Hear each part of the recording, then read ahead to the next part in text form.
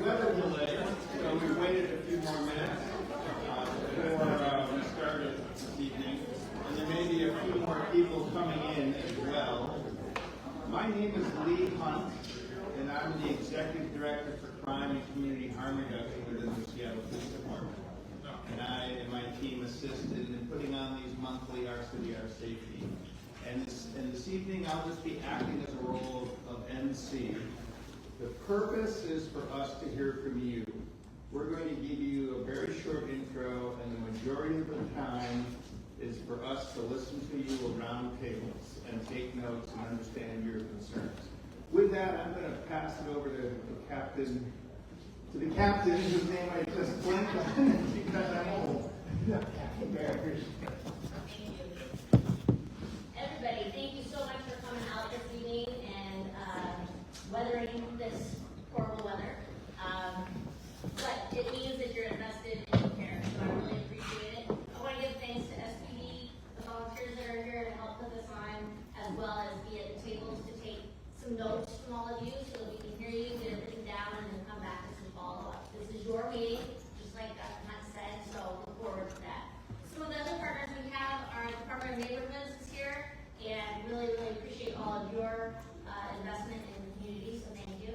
And tonight we do have Councilmember Saka, and please go speak for about a minute or so, because this is his community. So, sir. All right, thank you.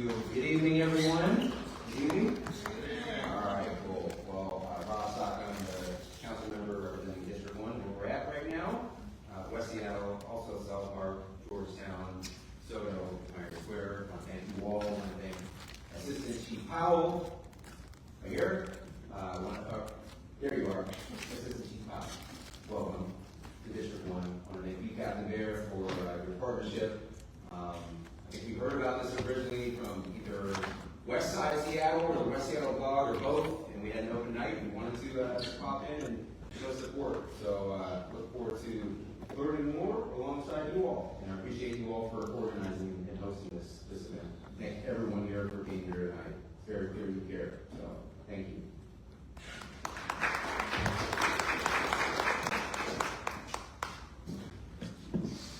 Okay. Sometimes I need my glasses, and sometimes I don't, so we'll just see how that goes. As I said, I want to thank all of you. It's really important that you understand how important your role is in us, the Seattle Police Department, having success. We need your input, we need your participation, and we need your ideas for some solutions. So thank you very much for being here. It's not, public safety isn't all about enforcement, it's also about overall well-being, and that means your relationships with your neighbors, which I'm seeing more and more cohesion. As a matter of fact, one of the stats on the Seattle survey that was taken is West Seattle actually has the highest social cohesion in the city, which means you depend on your neighbors and your community more than other areas. So that's really exciting to see. Tonight, this is an opportunity to listen to you, but first I'm going to give you some general information just to kind of level set and let you know what's going on in the neighborhood. And then we'll get to your tables, and like I said, we'll have somebody from SPD at every table to make sure that they're taking notes, listening to you, and then we'll come back around. I believe, crime prevention coordinator Matt Brown, I believe the next meeting is August? August 12th. But again, we'll be getting back to you well before then, making sure we put stuff out to the neighborhood groups so that they can get that information out to you. Okay? So, who has the clicker? Is that me? Holding it for you. I will hold the clicker. A little bit of control. Thank you. So, this is your West Seattle. Okay? I wanted to show you the two different maps just because there are plenty of places that you can get online and see the maps of West Seattle. And it's important for you to understand it's the same exact geographical area, but one map, which is what SPD seems to go by, is the micro community policing plan on the Left. on your left, you're right. And the boundaries are different than the Department of Neighborhoods, which is this map here. It is, however, essentially the same neighborhood. Everything is the same, but I just wanted you to know in case you came across it. Violent crime spots. So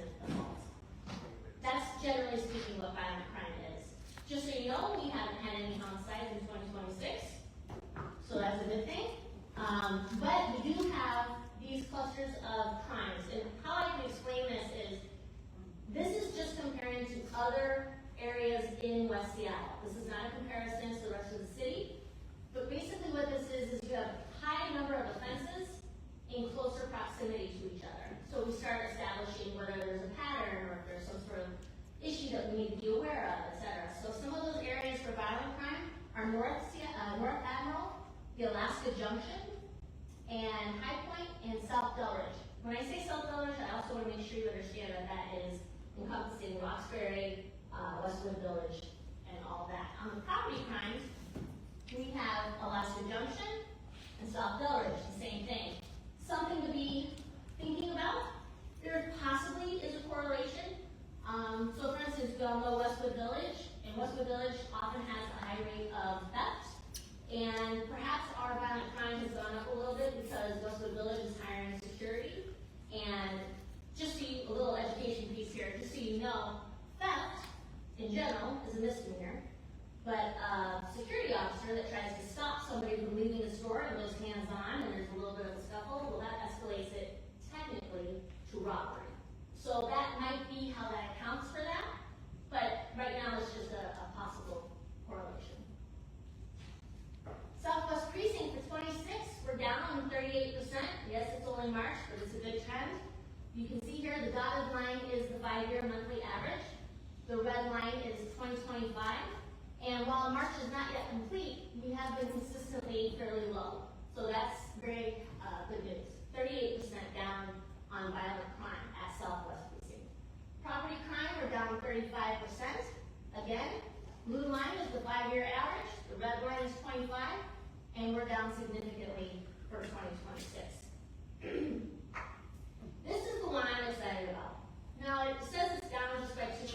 It's really negligible when it comes to statistics. But something you need to understand is if all that crime is down and we still have a lot of calls for service, it means you all are trusting the department and calling to get help. And that is very exciting that you have not yet fatigued or been discouraged and decided you're not going to call. So it's nice to see that it's the same number and that you're continuing to do what you should be doing, which is to call when you see something that you need assistance with. So thank you for that. Top 911 calls in 25 and 26. We have suspicious circumstances. I'll let you read it, but my big thing here, suspicious circumstances, disturbance, assistance, and crisis. Oftentimes those calls can come out as one or the other, and we don't really know what it is until we get there and do a little bit of investigation. But there's times where you might have somebody that is experiencing a mental health issue, and they might be looking in cars, so now that's suspicious, and they might be yelling at the person who says, get away from my car, and now you got a disturbance. So it's something that really, I want you to be comforted in knowing that while there are 10 crimes here, or 10 quality of life considerations here, 4 of those could be intermixed, right? So that's a good thing. Proactive patrol efforts in Southwest Precinct, it's up about 12%. Something to note here is 20 and 21 were not accounted for, and that's because of the pandemic. So we didn't even put those up there. But we did have high proactive work in 2018 and 2019. And then after the pandemic, and also the levels of staffing, is up in 26 by 12%. And that's because of the level of staffing, but we are doing much better when we hired, I believe, somewhere around 168 officers last year. Public safety survey, this is the Seattle University. We have Jacqueline Helfnut here this evening. So she's in charge of the Seattle University and the grad students regarding what is it that the community wants to know. And the top public safety concerns, as well as the prominent theme, is traffic safety. The public concern is, our safety concern is police capacity, which means, do we have enough to do what we need to do? Property crime, community capacity. I actually had to ask her what that meant. What that means is community capacity, something other than police. Are we using our other partners that can help us with this? Are there, SDOT, SPU, mental health providers, other people that can help partner with us? That's the community capacity. And youth. Homelessness, one of the main public safeties. Prominent theme, traffic, public order, fear of crime, property crime, and laws, policy, and accountability. One of the big things to note here is that last year, one of your all's prominent themes was gun violence or violence in general, and this year, while it is still a concern, it is not one of the tops. So, again, our whole goal here is to listen to you. This evening, it's because you're here, we're going to listen to you. We promise we're going to hear you. We're not going to wait till August to give you some responses, and this is your meeting. So we're going to go ahead and go around, and I don't know, how does this, give me a message? You know how to do first. Oh, there's one more slide. There you go. Thank you. Thank you all very much.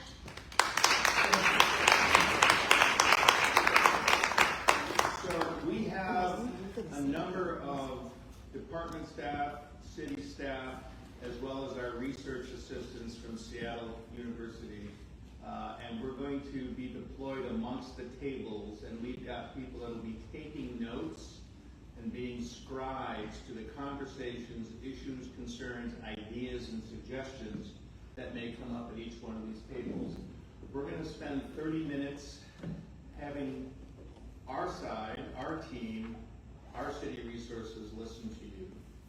And then at the end of the 30 minutes, we're just going to ask each table to pick somebody to stand up and report out on the top 1, 2, or 3 things that you talked about.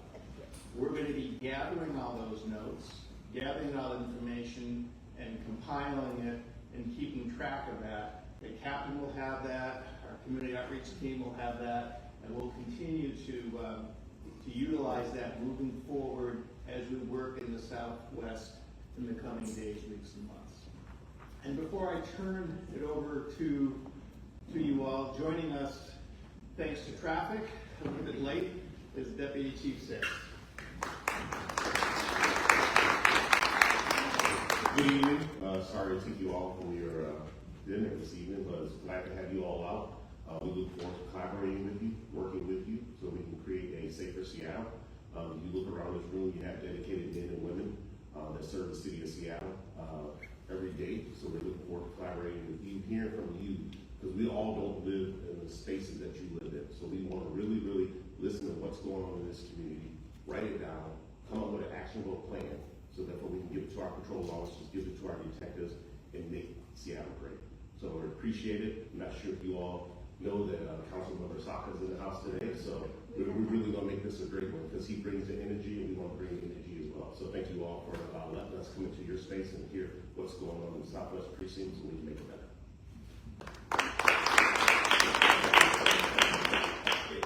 So with that, we'll group around tables. If you're one person at a table, we'll move around a little bit. We'll make sure we've got staff, and we will start the timer and start your conversations. Thank you. About a number of different things. One of them was the rampant drug use that occurs at the bus stop on the north side of the park and south of Western Village. We have a lot of crime that occurs over at Western Village, and people are dumping garbage from whatever they're taking from there, cutting off security tags, things like that. Just the overall safety of being in the park seems to be an issue. So I think part of the takeaway was more reporting on active drug use, and also anybody that's actually selling drugs, because we've also seen some of that. Other key takeaways you guys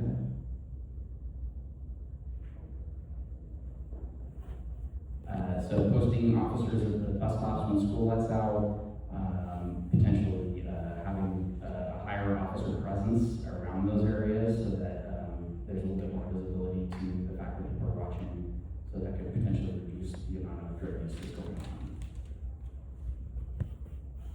Obviously, we've also had a number of shootings over on the other side between Barton and Roxbury.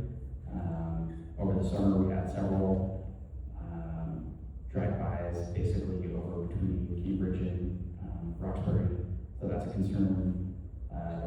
bus, where there were, I think, several rifles that were taken out of there. So, yeah, just some challenges associated with the Westwood Rocks area. Thank you. Let's give this table a round of applause.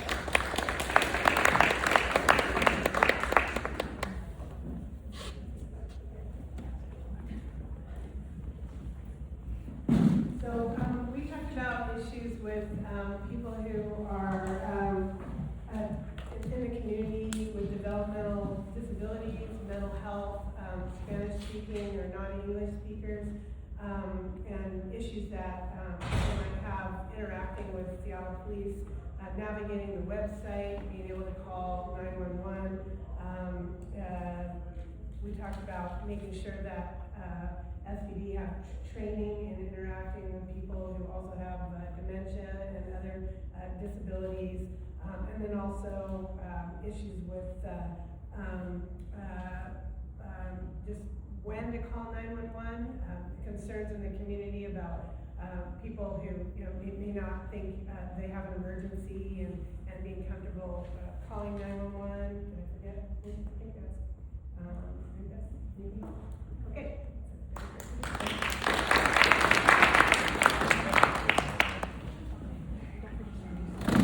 Introduce yourself and where you're from. My name is Dave Follis. I'm from Fauntleroy Community Association. Hi there. And we talked about one of the prime concerns in our area is the Fauntleroy Woods. It's a 40-acre park. Anyone who's never walked in that park, I highly suggest you go enjoy it. It's like going into the mountains, into the woods. It's a beautiful park. And last summer, we had a couple of people camping in there at the height of the real dry season. So there's a lot of concern they were burning fires at night. And if that park is just on fire, it's going to destroy the woods, the houses around it. There's salmon that come back to that stream every year. So do go check it out. It's a beautiful place to visit. And then we had two young men here from South. Their concerns were about violence, intimidation in school, seeing firearms at school, and indicate they would like to see a police presence at school. It would make them feel more comfortable.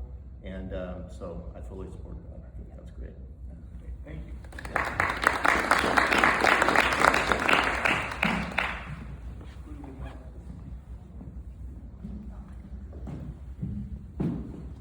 Sorry, I didn't take any notes. I didn't know. But my name is Linda. I'm from Delaware area, but I work based in White Center. And my biggest concern is the boundary of White Center and Seattle, where I work with a lot of youth. And we try to encourage independence, so they take metro and stuff, but they don't feel safe because of the amount of homeless in the areas. And that's it. Although Seattle Police is partnered with King County Metro to be able to monitor the metro buses more, and that's great. Thank you.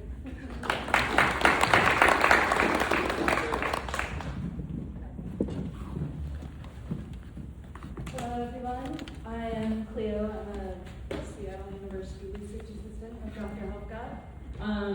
One primary thing that we spoke about was RVs in, I believe it's Highland Park, and the soon creation of the tiny homes that are going to be used to try and persuade RV owners to move to tiny homes rather than parking on streets and such. We found that with these tiny homes there could be potential concerns, such as perpetuated drug abuse, since I don't believe there's going to be any lease agreements. Like they need to have any agreements. I'm just checking. Housing. We just found some concerns with that, and the local RV parking has also been an issue. We referenced a state law that allows domiciles to exist on public streets, and that includes RVs, and just how that is also an issue with just local parking.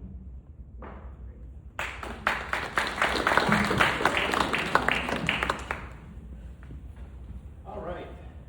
People up front.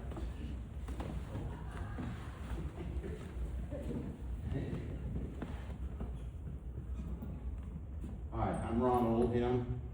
We've lived in Seattle West Seattle for, what, 40 plus years? First over here near Ivor Heights, now in Alki. So anybody here's Alki, you know what I'm gonna say. Gee, we have a problem down there in the summer, mainly on the main drag, Alki Avenue, Beach Drive. And I know the police department has focused attention on that in the past, and it continues to need to be. Even in this weather, I hear occasionally racing engines and that sort of thing. Speed bumps, I don't particularly like them, but they probably help. So I think greater police presence down in Alki, especially during the summer months, is critical. Homelessness continues to be a problem. I know there's camping now on the Totem Pole Park on 35th Southwest, and that needs to be addressed. It's a bigger than just a police problem, so I acknowledge that. Westwood Village, which we patronize frequently, understand the concentration of businesses and therefore problems with shoplifting particularly. I know QFC has a new method of getting out. You can get in easier than you can get out of the place. I had to have help yesterday. Anyway, I think we need to look at how to better advertise these meetings. We should have had twice the number of residents here that we do tonight. Block watch lists certainly would be a way to look at that. So, anything else? No? Thank you.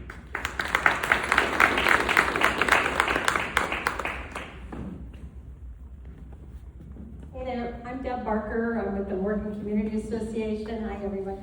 And I took lousy notes, so I'm going to wing it here. At the table, I got to meet Denise and Daniel, who are both with Department of Neighborhoods. So if you need DON contacts, these folks love their work, and I love what they do, and I'm so glad to meet them. I also met Andre, Deputy Chief. Welcome from Beloit. Wisconsin does not have an accent. You came from a real small town, so welcome to big old Seattle.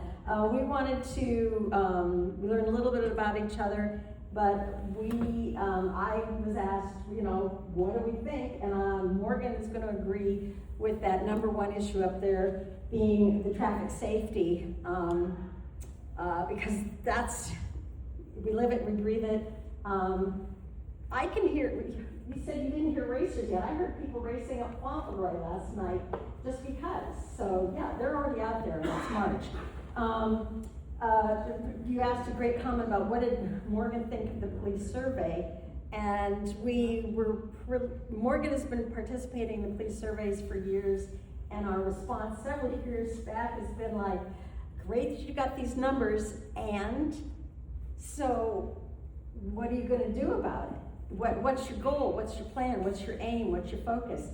I also just want to say, Amber, I really appreciated your comment about what you were doing in Beloit, and I feel that that's a real useful tool, something that could be taken on here. And maybe would you just like to tell about your public interactions?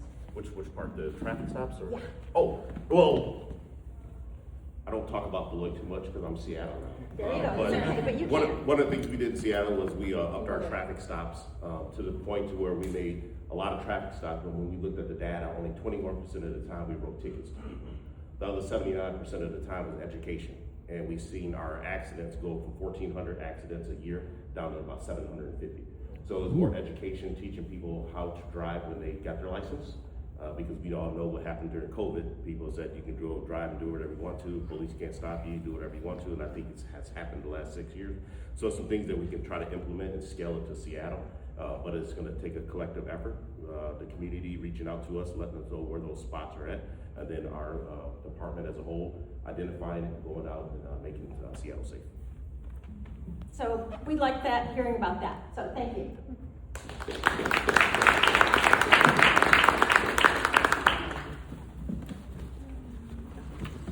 Hi everybody, I'm Claire. I am a research assistant with Seattle University. Speaking of traffic enforcement, we did mention one spot, California and Thistle. So that was something that was mentioned for traffic enforcement and then traffic enforcement in general in Southwest.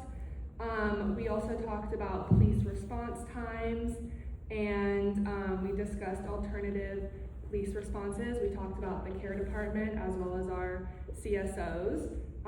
We did discuss a little bit about when to call 911, especially for those who are having behavioral crisis or substance disorders or mental crises as well.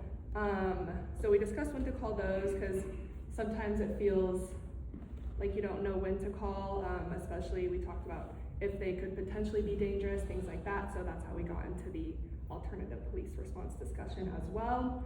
On a more positive note, we did discuss about how Southwest feels like a little bit more of a different community. It is kind of like blocked off almost from the rest of Seattle. So a lot of the Southwest residents feels like SPD over here is their own police department almost. So we talked about the great connections that they have with their own police department as well. So those are some positive comments that we got, but yeah.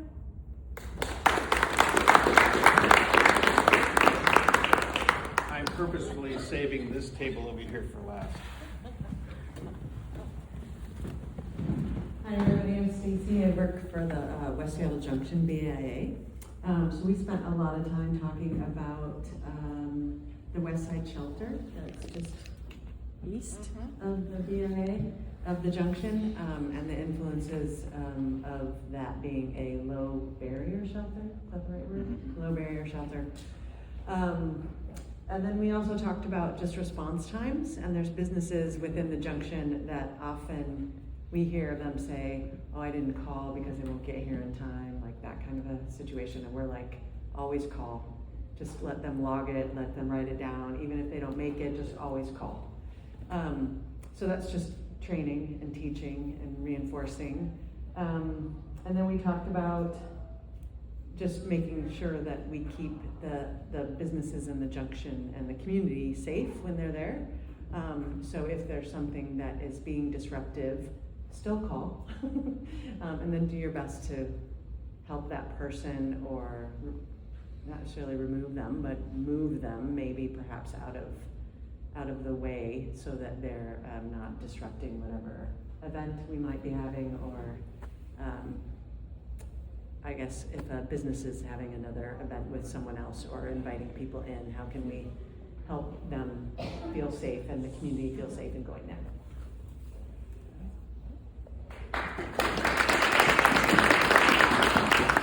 Who is our spokesman for this table?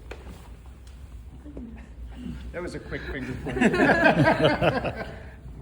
Okay. Hi everyone. I'm Ella. I am also one of the Seattle University MCPP RAs. So our conversation was really centered around Alki. A lot of the top concerns was traffic safety, especially speeding, reckless driving, showboating. And then Alki Ave, which was definitely a hotspot for crime, as well as smash and grabs in the restaurants and businesses along Alki, and those break-ins. They think one of the reasonings for this is probably the lack of cameras and the fact that no one's really looking. So for this, we really talked about the increase of environmental deterrence, so lighting especially, as well as maybe landscaping. And then an increased police presence, especially within Alki. And then also an increased community education on alternative responses, including care team. Maybe like sending out more information to the community about care team and how to also contact them and just learn more about it. This also goes for block watch, increase neighborhood connections, and then also probably implementing a community center in Alki, and then also educating the community on when to call 911.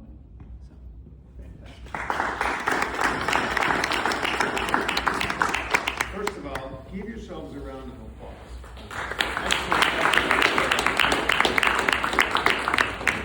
Joining us and having heard the report out is Chief Sean Barnes. have a question for this table. Who led the conversation about Alki? I just wonder. Trying to figure out. Good afternoon, everyone. My name is Sean Barnes. I have the pleasure of being a member of the Seattle Police Department, along with my amazing colleagues here. Thank you for being here. I just wanted to stop by really quickly, leave another meeting, because this is very important to me. What we're doing right now is part of our strategy, and that is listening to the community and the voices of the community, using that voice to create a strategy. And then we're not done. We're going to come back and we're going to report on the things that we talked about. Will we have everything done? No. But what if we can get 25% of it done? What if we come back again and can get 30% of it done? What if we can come back again and get half of it done? That's how progress is made. And we're going to do that here. We have an amazing group of leaders in my favorite district, which is Southwest. Woo! I say that everywhere. I'll tell you where I'll be at next week. But no, my favorite, certainly my favorite captain, and my favorite District 1 City Council member, Rob Saka. Thank you very much. Just give him a hand, please. District 1 has the most amazing people. You guys are in District 1, right? Yes. So am I. So we're, we got to be number 1, right? And so we work together a lot. And I want to talk about our relationship just really quickly. We probably meet weekly, if not bi-weekly. And one of the things that always comes across in our meetings is his passion for Southwest. And I really mean that. Like, we get into the weeds on a lot of things. And he challenges me to be better. He challenges me to rethink the way we do things. And what we're trying to do, and I hope you've seen that, is to be more communicative, to give you more products. We brought on a chief of staff that gives him information about crime. And then we brought on someone else to do things legislative to make sure that he knows what's going on in the police department so he can communicate that back to his constituents. And so we're trying to do that. But I just wanted to say thank you for everyone who's here. I've heard everything that you said. I promise you, he's already told me in his office. And so, our job is to take that, create your strategic plan. All of the precinct captains are doing that, by the way. They're creating their strategic plan based on what? Community feedback. And so our job is to then present to you guys how we're doing that. It won't fix everything. Ongoing challenges require ongoing solutions.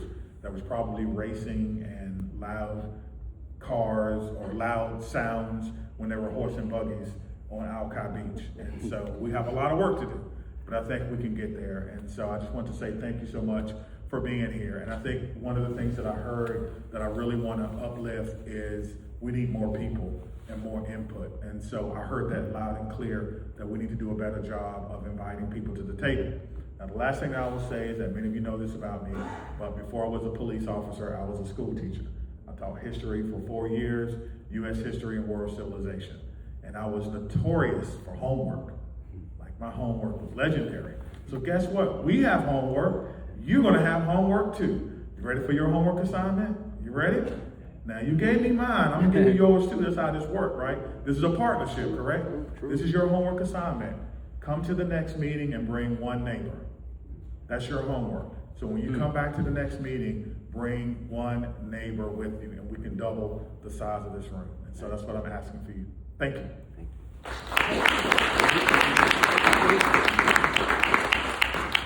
And as a reminder, our next meeting here is August.